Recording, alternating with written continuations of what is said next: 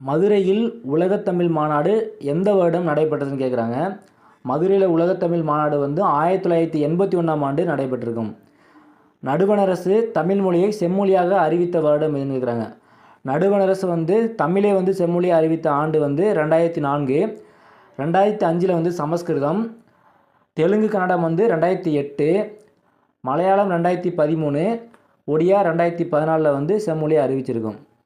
தமிழ்மொழி எத்தனை ஒலிகளை கொண்டுள்ளது அப்படின்னு கேட்குறாங்க. தமிழ்மொழி வந்து 500 ஒலிகளை கொண்டுள்ளது. தமிழ்மொழி வந்து 500 ஒலிகளை கொண்டுள்ளது.